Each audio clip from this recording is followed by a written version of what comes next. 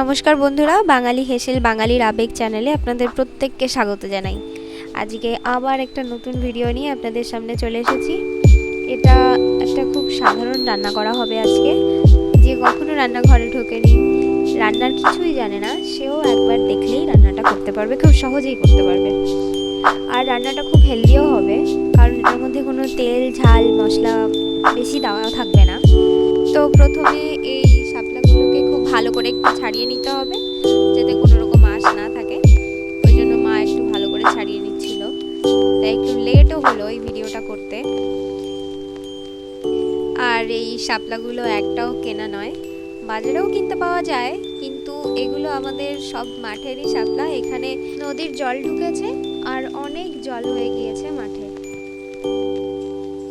তো সেখানেই অনেক শাপলা ফুটে আছে আর সেখান থেকেই তুলে আনা হয়েছে। এরপর এই শাপলাগুলোকে ছোটো ছোটো করে ভেঙে নিতে হবে।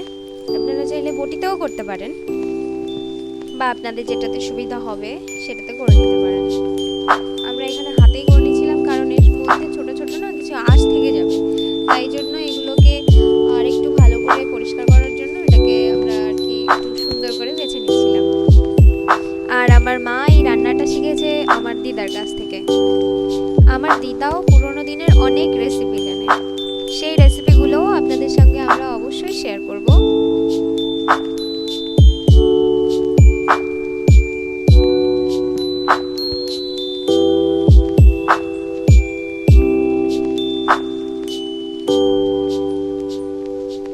এরপর কড়াই গরম হয়ে গেলে তেল দিয়ে দিতে হবে।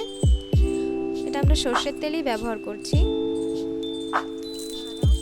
আর তেলটা একটু ফাটছিলেও তারপর নুন হলুদ মাখানো যে মাছটা ছিল সেটা দিয়ে দিতে হবে।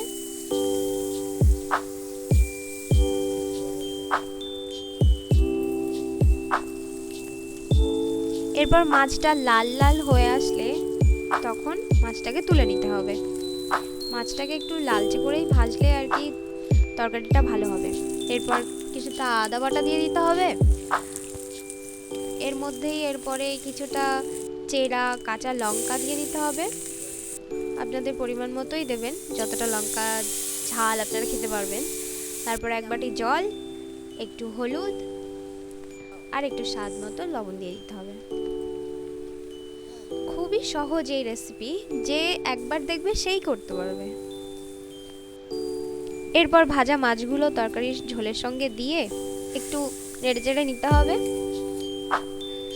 এরপর এই শাপলা যেগুলো আমরা রেখেছিলাম সেগুলো এর মধ্যে দেওয়ার পর একটু ঝোলের সঙ্গে মিশিয়ে নেব। এরপর একটা ঢাকনা বা কোনো থালা দিয়ে ঢেকে দিতে হবে।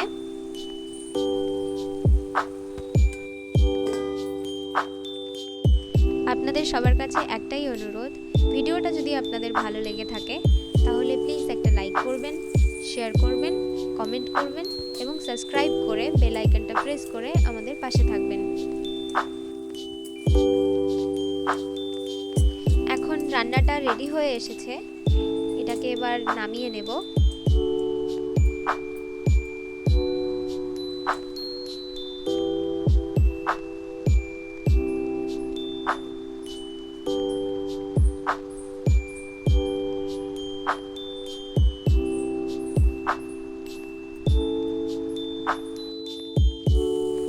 আজকের মতো এখানেই শেষ করছি। অন্য কোনো ভিডিওতে আপনাদের সঙ্গে আবার দেখা হবে। আপনারা সবাই ভালো থাকবেন, সুস্থ থাকবেন।